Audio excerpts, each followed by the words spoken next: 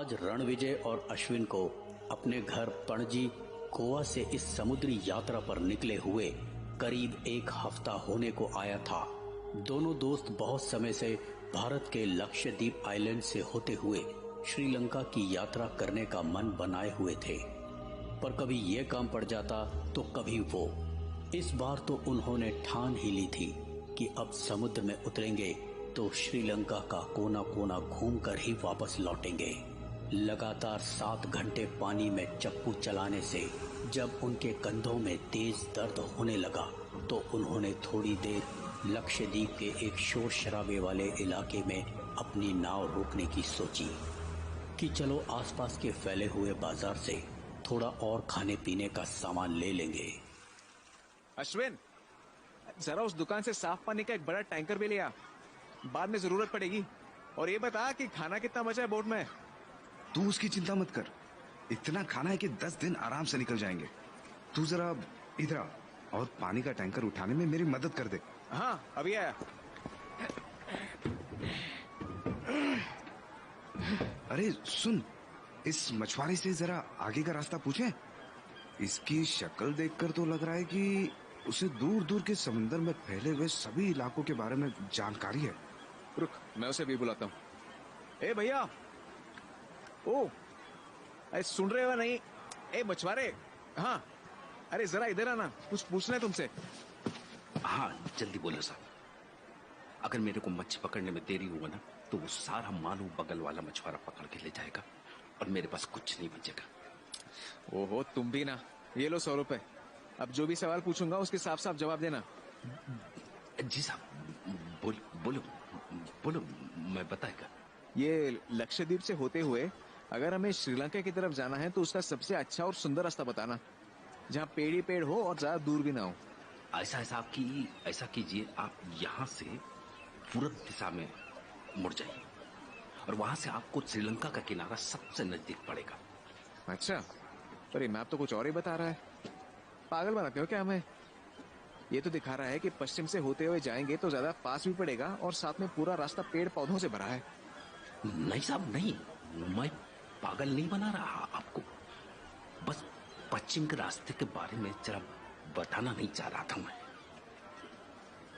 वो रास्ता क्या, बस इतना समझ लो साहब कि कुछ गड़बड़ है उस रास्ते में। गड़बड़? कैसी गड़बड़? भाई, हमें तो सिर्फ जल्द से जल्द श्रीलंका पहुंचना है। नहीं साहब, उस रास्ते से जाने का बिल्कुल सोचना भी नहीं। वहां से जो होके जाता है ना, बस वहीं का होकर रह जाता है, वहां से लौटता नहीं कभी। अरे चुप, ये कैसी फालतू की अफवाहें फैला रहे हैं आप भैया? आखिर ये भी कोई तरीका हुआ? नहीं नहीं नहीं नहीं नहीं साहब, मैं झूठ नहीं बोल रहा। अब झूठ बोल के मेरे को क्या मिलेगा? आप वहां से किसी से भी पूछ लेना नगरसील जिला के बारे में। अगर यहाँ से पश्चिम दिशा में जाना शुरू करेंगे ना साहब तो वहीं पहुंचेंगे। हाँ, तो ऐसा क्या है नगरसील के पास? हमारा बाप दादा सब बताया करता था कि नगरसील के तट के पास सिर्फ घना जंगल है, जहां पे जिंदा इंसान का नाम और निशान नहीं है साहब, सिर्फ पेड़ पौधा और अपना रुख बदल लेने वाला शैतानी हवा का झोंका। हमारा पुरखा कहा करता था साहब कि पहले वहां पे काला जादू और दिल दहला देने वाला भयानक चीज सब हुआ करता था। फिर एक दिन पता नहीं क्या अनर्थ हो गया साहब कि वहां रहने वाला सारा प्राणी, सब जीव जंतु एक ही रात में पता नहीं कहां गायब हो गया साहब। या जाने जमीन खा गया उसको कि आसमान निकल गया। बस साहब, तब से लोगों ने ना उस पूरा जगह को साबित घोषित कर दिया। कहते हैं साहब कि वो जीवित और मौत के बीच का आखिरी कड़ी है। वहां पे हम जैसा लोगों का कोई काम नहीं। एक भी जिंदा इंसानों का सांसों का आवाज अगर आपके कान में पड़ जाए तो हमारा नाम बदल देना साहब। ऐसा बोलते हैं साहब कि वो पूरा तट ना सिर्फ बांस के जंगल से भरा हुआ है, और वो कोई साधारण बांस नहीं है साहब, बिल्कुल जादुई बांस जो रात को जिंदा हो जाता है और उसका खालीपन का आवाज रात की शांति में ऐसा गूंजता है कि ठीक ठाक इंसान को भी बहरा कर दे।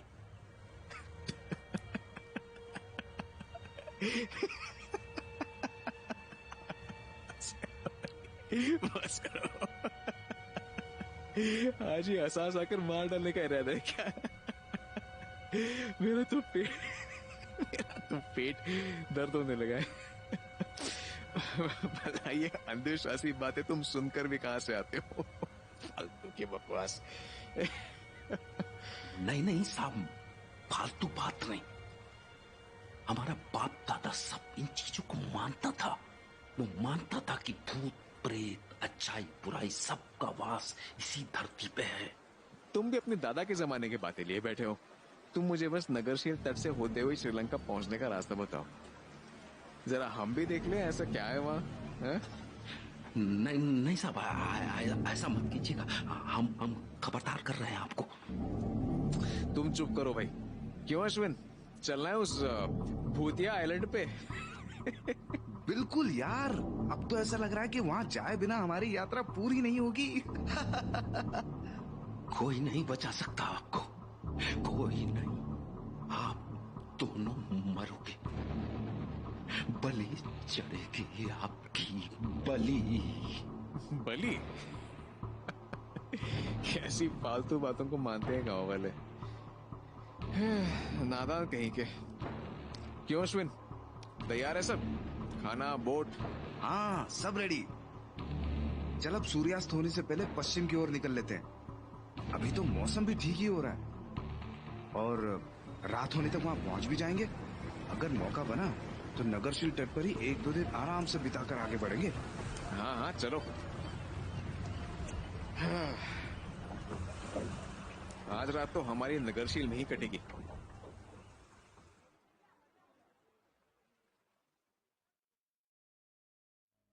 रणविजय और अश्विन को नागेरशील तट तक पहुंचते पहुंचते अंधेरी रात होने को आई थी।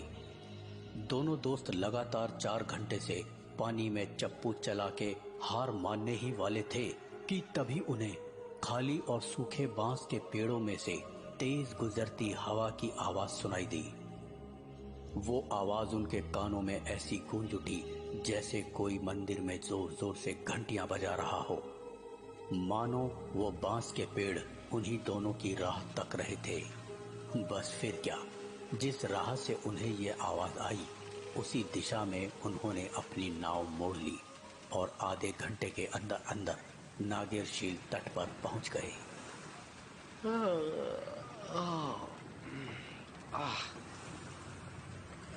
मैं तो बहुत थक गया यार, कितनी भूख लगी है। आज का सारा दिन ही पानी में नौका घसीटते हुए निकल गया। अबे तू सुन भी रहा है मैं क्या बोल रहा हूँ? इतनी हैरानी से क्या देख रहा है इस जगह को? नहीं यार, बस सोच रहा हूँ कि इतनी अजीब सी जगह है ये। कोई जगह इतनी सुंदर और साथ ही साथ इतनी डरावनी कैसे हो सकती है? डरावनी? क्या मतलब? देख तो सही, बिल्कुल शांत है यहाँ, पर ये शांति कोई ऐसी वैसी शांति नहीं है। महसूस होता है जैसे ये तूफान से पहले का सन्नाटा हो। कोई ट्रैफिक का शोर नहीं, कोई जानवरों तक की आवाज नहीं। ऐसा लग रहा है कि मानो जैसे भारत के कोने में इस जगह को बिल्कुल अकेला छोड़ दिया हो। पर इतनी सुंदर जगह को कोई ऐसे कैसे छोड़ सकता है? आखिर गड़बड़ क्या है यहाँ पर? कहीं वो मछुआरा सही तो नहीं बोल? पागल हो गया क्या? अभी पहला कदम भी नहीं रखा यहाँ और फालतू की बातों पर विश्वास करना शुरू कर दिया। अरे क्या पता कहीं जंगल में अंदर की ओर लोग भी रहते हो। और याद है ना कि हमें उस मछुआरे ने क्या बोला था कि यहाँ पर समंदर का पानी बढ़ जाने पर बाढ़ आने का ज्यादा खतरा है। तो क्या पता इसलिए लोग यहाँ ना रहते हो। और ये बांस के पेड़ कोई जिंदा विंदा नहीं होते होंगे।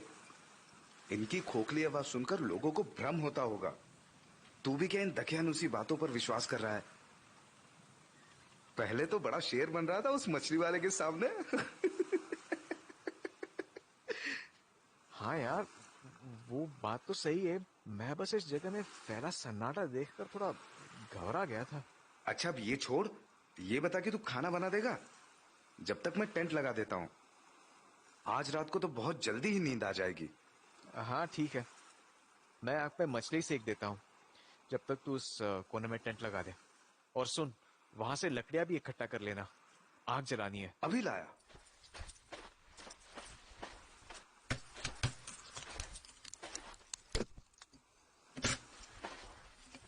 ये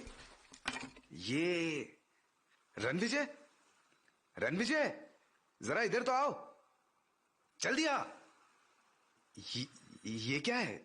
छी। हाँ, क्या हुआ भाई, कुछ चाहिए? ये कहां से आया? आखिर आखिर किसकी लाश है पानी में? पता नहीं यार, देखने से तो किसी मरे हुए इंसान की लग रही है। इंसान? जरा वो लकड़ी से उसे पलट कर देखना, क्या पता इंसान ना हो। देखना देखना जल्दी। हाँ हाँ, रुक।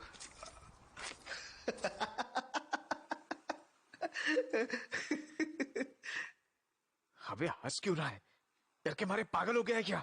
ये देख तो सही, तू देखेगा तो तू भी हंस पड़ेगा हमारी बेवकूफी पे। क्या बोल रहा है? ओह नो, ये तो सिर्फ एक मगरमच्छ की लाश है। अरे हम भी ना कितने पागल हैं, डरपोक कहीं के। हम भी ना बेवकूफ बन गए। चल मैं जाकर लकड़ियां लेकर आता हूं, तू जाकर मच्छी गर्म कर ले। ಮಾವಲ ವೀರ ಚರಂಜೀವಿನಿ ಉತ್ತತೆ ಹಾರಿಣೆ ವಜ್ಜತೆ ಹಾಯ ಚೊಲಂಗಿನಿ ಉತ್ತತೆ ಓಂ ಮಾ ವೀರ ಚರಂಜೀವಿನಿ ಉತ್ತತೆ ಹಾರಿಣೆ ವಜ್ಜತೆ ಹಾಯ ಚೊಲಂಗಿನಿ ಉತ್ತತೆ। भागो यहाँ से, मरोगे।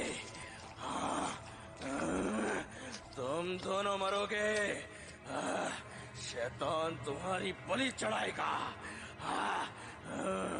पानी, ओह पानी, पानी में मरोगे।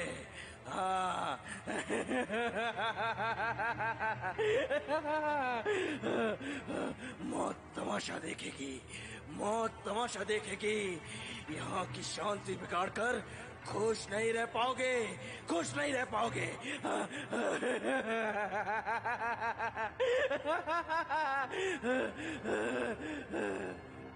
अरे ए भाई, क्या बकवास कर रहे हो तुम? ये पानी क्यों उछाल रहे हो हमें? अरे दिमाग खराब हो गया क्या? ओम महावीराय चिरंजीविनी उत्तते हरणे वज्रते आय चोलंगिनी वरदाय। ओम महावीराय चिरंजीविनी उत्तते हिराणिनी विद्याय चोलंगिनी उत्तते।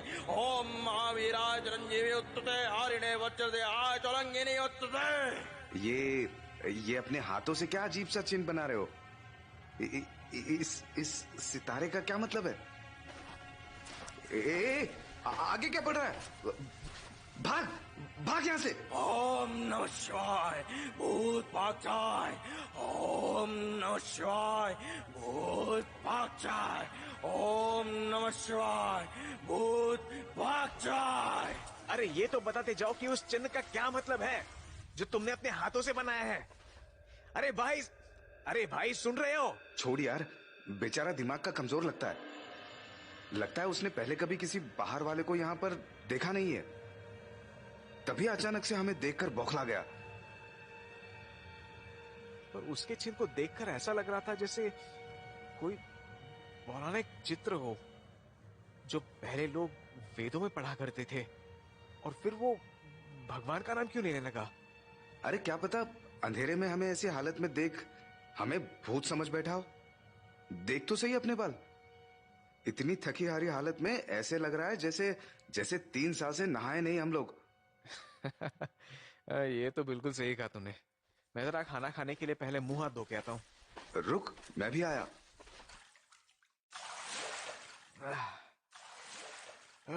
भाई आज तो शरीर ही टूट गया। हाँ यार। ओए ये बार बार कहाँ खो जाता है तू? किस सोच में पड़ गया अब? तू कुछ भी कह ले, कुछ तो गड़बड़ है इस जगह में। कुछ बहुत गलत हो रहा है यहाँ। इन पेड़ों को ही देख ले, ऐसा लग रहा है जैसे ये पेड़ का झुंड नहीं बल्कि भीड़ में खड़े लोग एक दूसरे पर चढ़कर हमें घूर रहे हैं। कितनी शांति है यहाँ पर, फिर भी कितना शोर है यहाँ। इस समुद्र का, उसकी लहरों का। मेरा दिल पता नहीं क्यों घबरा सा रहा है। मेरी बात मान, तू खाना खाते ही बिस्तर में लेट जा। यहाँ का अकेलापन तेरे दिमाग में बसने लगा है। किसी नए जगह पर जाओ तो ऐसा सब होता ही है। कल तक देखियो, तुझे यहाँ की आदत पड़ जाएगी। और वैसे भी हमें यहाँ रहना ही कितने दिन है? कल शाम तक निकल जाएंगे श्रीलंका के लिए। इतनी भी कोई खास नहीं है ये जगह जितना वो मछुआरा बोल रहा था। सुंदर तो खूब है ये, पर हाँ, तू ठीक कह रहा है। चल अब जरा कुछ खा ले, मेरे तो पेट में चूहे कूद रहे हैं। चलो चलो। रात का समय था। दोनों दोस्त मुंह हाथ धोकर और खाना खाकर नींद के नशे में यूं मदहोश थे कि मानो इससे बेहतर नींद उन्हें कभी नसीब ही ना हुई हो। दिन भर पानी में नौका चलाते चलाते उनके हाथ पैर छिल गए थे और मुंह से सिर्फ खर्राटों की आवाजें सुनाई दे रही थी। तभी अचानक करवट बदलते हुए रणविजय को बाहर से आती हुई कुछ संगीन आवाजों ने जगा दिया। पहले तो उसे लगा कि ये सब उसका वहम है, पर जब वो आवाजें और तेज होती गई तो रणविजय को न चाहते हुए भी टेंट का पर्दा खोलकर बाहर आना पड़ा कि आखिर माजरा क्या है।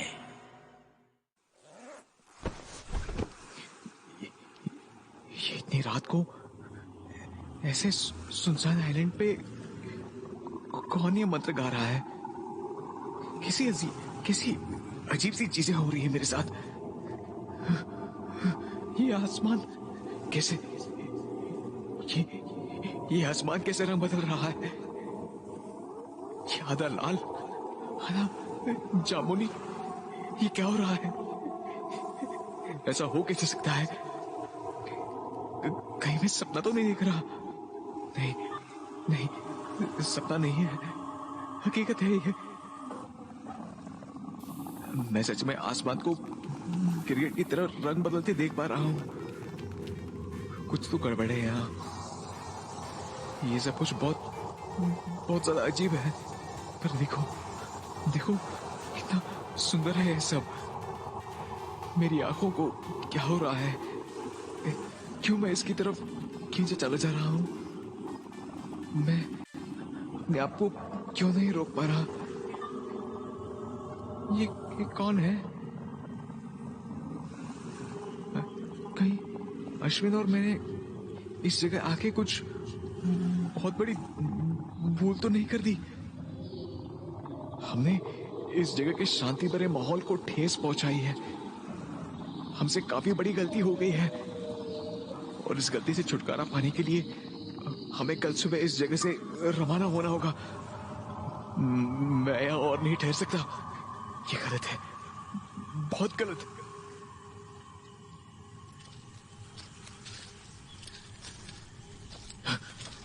कौन है वहां? कोई है? ये मुझे अभी क्या हो गया था? मैं कहाँ गुम गया था? और ये झाड़ियों के पीछे किसकी आवाज आई थी अभी? क्या कोई हमारा पीछा कर रहा है? क्या ये वही बुढ़ा तो नहीं जो हमारे सामने अपने हाथों से वो चिन्ह बनाकर गया था? पर इतनी रात को यहाँ क्या करने आ गया? और दूर दूर तक मुझे कोई और नाव दिखाई नहीं दे रही है। लग रहा है कि ये सब मेरे दिमाग की उपज है। ओहो, मैं तो ऐसा सोचते सोचते ही पागल हो जाऊंगा। अश्विन बिल्कुल सही कह रहा था। मैं ज्यादा सोच रहा हूँ। कल उसे बोलूंगा कि सुबह सुबह ही निकल जाए। अभी तो उसे जगाने का कोई मतलब नहीं। मेरे चक्कर में उसकी भी नींद खराब हो जाएगी। उसे सोने देता हूँ और मैं भी सो जाता हूँ।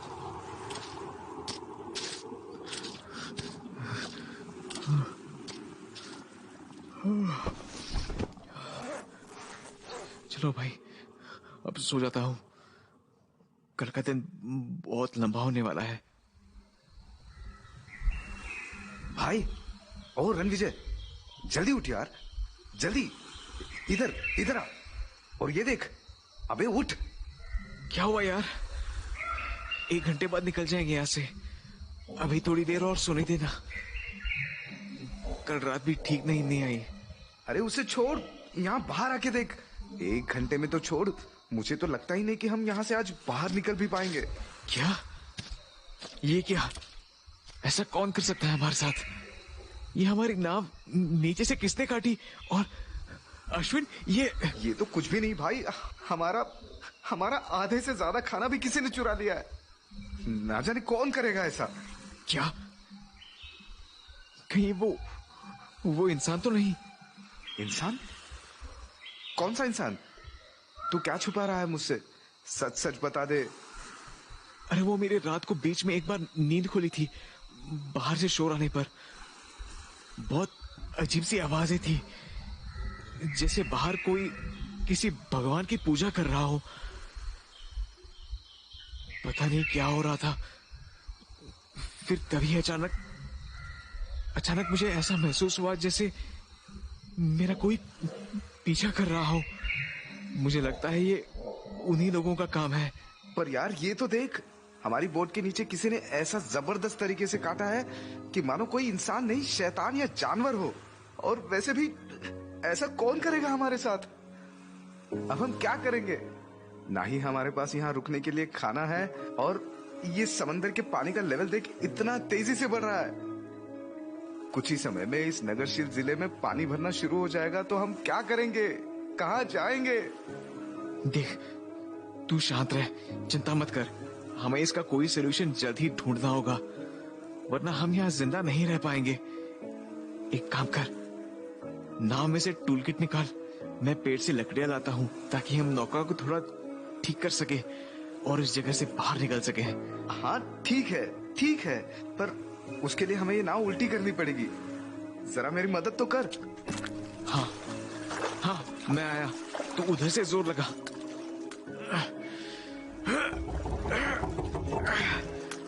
हाँ? ये चिन्ह? क्या बात कर रहा है? कौन सा चिन्ह? ये इसे देख, इधर। ये तो वही चिन्ह है जो उस आदमी ने रात को अपने हाथों से बनाया था। अच्छा, तो ये वही आदमी है जिसने हमारी ये हालत की है। पर आखिर इस चिन्ह का मतलब है क्या? और क्या जो आरती की आवाजें मैंने रात को सुनी थी, उनका इस चिन्ह से कोई लेना देना है क्या? ये क्या हो रहा है? यार मेरा तो सर दर्द से फटने लगा है। मुझे यहाँ नहीं मरना रणविजय, मुझे यहाँ नहीं मरना। मुझे यहाँ से कैसे भी करके बाहर निकाल भाई, बाहर निकाल। तू चुप हो जा, मैं कुछ करता हूँ। हम जल्द से जल्द इस नाव को ठीक करके यहाँ से बाहर निकलते हैं। मैं अभी लकड़ियां लेके आया, तू यही नौका के साथ रुक। कुछ गलत नहीं होगा यार, सब ठीक हो जाएगा। सुन, हमने यहाँ आके कहीं बहुत बड़ी गलती तो नहीं कर दी?